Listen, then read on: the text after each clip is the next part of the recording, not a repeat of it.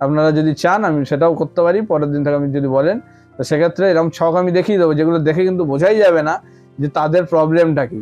কিন্তু এমনিবার দেওয়ার পরে আমার কাছে এসেছিল, তো সেক্ষেত্রে মানে তার ওই প্রবলেমটা হওয়ার কথা ছিল না, তার কিন্তু পেয়ে যাওয়ার কথা ছিল। তাকে আগে যেখানে অ্যাস্ট্রোলজার দেখি যে সম্পর্ক সমস্ত কিছু কিন্তু নষ্ট করে দিতে সক্ষম।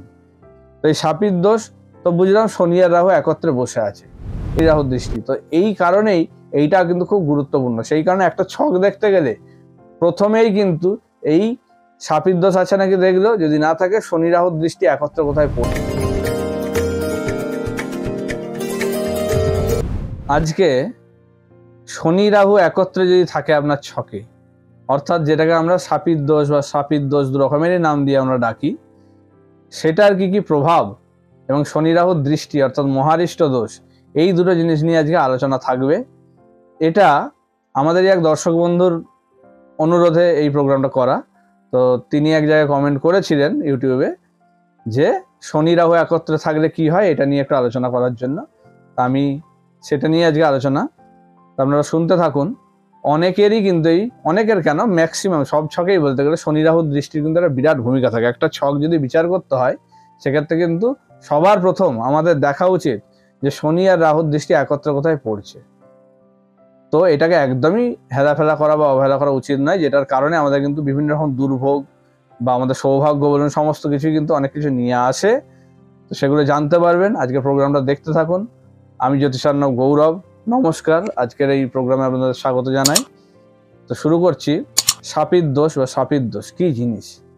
আপনার ছকে যদি দেখেন কোথাও শনি আর রাহু গ্রহ যদি একত্রে বসে আছে, তাহলে সেই দোষটাকে বলা হয় শাপির দোষ বা শাপির দোষ, অর্থাৎ শাপ বা অভিশাপ, এরকম কথাটার থেকে এসছে জিনিসটা। কেন এটা এসছে, এটা হচ্ছে মানে পূর্ব জন্মের ফল বলে মনে করা হয় জিনিসটা, যে আপনার পূর্ব জন্মে কি ধরনের আপনি কাজ করেছেন বা আপনার কর্মফলের জন্য আপনার কিন্তু এটা ছকে তৈরি হয়েছে কোনো পাপ কার্যের জন্য। তো যেটার জন্য কিন্তু আপনাকে এই শাপির দোষের প্রভাব ভুগতে হচ্ছে। এই শাপির দোষ যদি ঠিকমতো ভাবে প্রতিকার না করা হয় তাহলে কিন্তু আপনাকে লাইফে একদম শেষ করে দিতে পারে, যে কোনো দিকে সব দিকে সমস্যা নিয়ে আসতে পারে। দারিদ্র, চরম দারিদ্র নিয়ে চলে আসবে। কোনো রকম কর্ম হতে দেবে না, কর্মের জায়গায় যদি থাকে সেটাকেও হতে দেবে না। মানে ভালো কর্মের যোগ আছে, ধরুন কোনো ছকে দেখতে পাচ্ছেন না কোনো প্রবলেম, বৃহস্পতি রবি খুব ভালো কানেক্টেড, যাতে কি গভর্নমেন্ট জব উচ্চপদস্থ কোনো ইয়েতে নিয়ে আসবে, সব ঠিক আছে, কিন্তু তাতেও দেখা যাচ্ছে হচ্ছে না। এরকম আমি হাজারটা ছক দেখিয়ে দিতে পারবো। আপনারা যদি চান আমি সেটাও করতে পারি পরের দিন থেকে। আমি যদি বলেন তো সেক্ষেত্রে এরকম ছক আমি দেখিয়ে দেবো, যেগুলো দেখে কিন্তু বোঝাই যাবে না যে তাদের প্রবলেমটা কি। কিন্তু এই প্রবলেম হয়ে আছে ওই শাপির দোষ, যেটা কিন্তু শুধু আপনার নিজের কারণে নয়, পূর্বপুরুষেরও অনেক কিছু কর্মফল বিভিন্ন রকম কারণে কিন্তু সেটা বংশের ওপর নেমে আসে। এই যে আপনার ধরুন শাপির দোষ আছে, এটা এমন নয় যে শুধু আপনাকেই ভোগাবে, আপনার নেক্সট জেনারেশন তাদেরকেও কিন্তু এটার ফল ভুগতে হবে। সেই কারণেই শাপির দোষ থাকলে অবশ্যই সেটাকে প্রতিকার করে নেওয়া উচিত। দেখুন, এমন একটা ছক আমি সেদিন এসেছিল, সেদিন বলতে এটা অনেক দিনই হয়ে গেল, তাও ধরুন 2.5-3 বছর হয়ে গেল। তো সেই ছেলেটা কিছুতেই মানে পরীক্ষা দিচ্ছিল, করছিল, কিছুতেই কোথাও দাঁড়াতে পারছিল না। বিশেষ করে খুব খুব স্টুডিয়াস স্টুডেন্ট এবং খুব ভালো ব্রিলিয়ান্ট ছেলে একদম।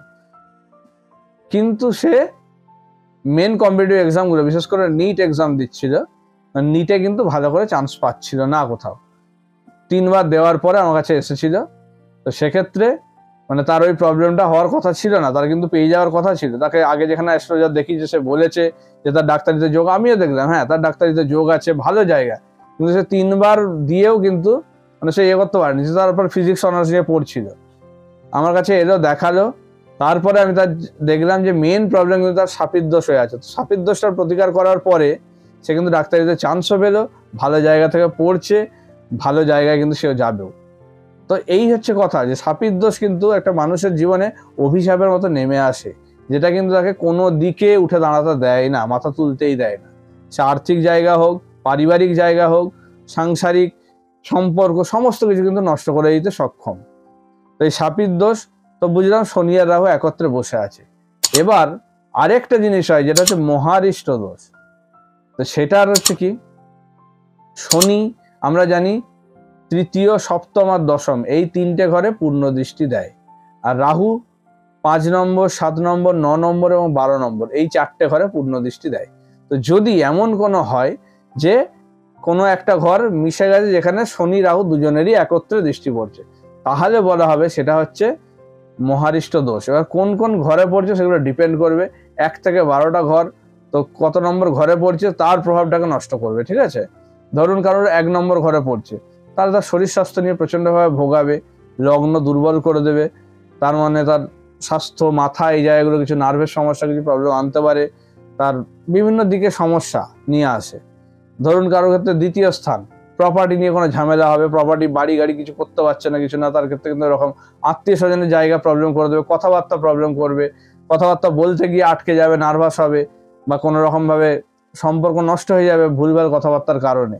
এইরকমভাবে প্রত্যেকটা ঘরের প্রভাব কিন্তু আছে। অষ্টমে যেমন পড়লে তার কিন্তু আয়ুস্থান কমে যায়, মানে আয়ু কমিয়ে দেয় শনি রাহুর দৃষ্টি। তো এই কারণেই এইটা কিন্তু খুব গুরুত্বপূর্ণ। সেই কারণে একটা ছক দেখতে গেলে প্রথমেই কিন্তু এই শাপির দোষ আছে নাকি দেখলো, যদি না থাকে শনি রাহুর দৃষ্টি একত্রে কোথায় পড়ছে, যদি পড়ে সেইগুলোর আগে প্রতিকার দরকার, না হলে কিন্তু আপনাকে লাইফে কোনোভাবেই কোনো কিছু করতে দেবে না, দাঁড়াতে দেবে না। আর যদি এরকম শাপির দোষ থাকে সেটা তো কাটাতে হবেই।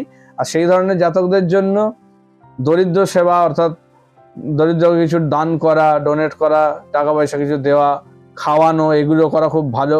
শিবের পুজো করা খুব ভালো। বয়স্কদের সেবা করাও খুব ভালো। বাড়ির বয়স্ক মানুষ যারা আছে তাদেরকে দেখাশোনা করা, সেবা করা, তাদেরকে ইচ্ছা পূরণ করা, বিভিন্ন রকমভাবে তাদের করা, সেটাও কিন্তু তাদের এই শাপির দোষ কাটাতে অনেকটা সাহায্য করে। তবে অবশ্যই পূর্ণ জিনিসটা হবে না, সেটাকে কোনো ভালো অ্যাস্ট্রোলজার দেখিয়ে শাপির দোষ কাটিয়ে নিন, না হলে কিন্তু কোনোভাবেই মানে আপনার ভালো ভালো জায়গাগুলো সব নষ্ট করে দেবে। তো এই ছিল আজকের আলোচনা। আশা করি আপনারা সবাই বুঝতে পেরেছেন। আপনাদের যদি অন্যান্য কিছু আরও টপিক নিয়ে বলার থাকে বা জানার ইচ্ছা থাকে, সেগুলো আপনারা আমাকে জানাতে পারেন। আমার যে বুকিং নাম্বার দেখাচ্ছে সেখানে আপনারা ফোন করে, বা সেখানে আমার হোয়াটসঅ্যাপ নাম্বার আছে সেখানে আপনারা কমেন্ট করে জানাতে পারেন। আমি সেগুলো নিয়েও চেষ্টা করব, বিভিন্ন রকম টপিক আপনাদের যা জিজ্ঞাসা আছে সেগুলো নিয়ে আমি চেষ্টা করব আপনাদেরকে যতটা পারা যায় জিনিসটা নিয়ে বলার বা জানানোর। তো সবাই ভালো থাকুন, সুস্থ থাকুন, নমস্কার।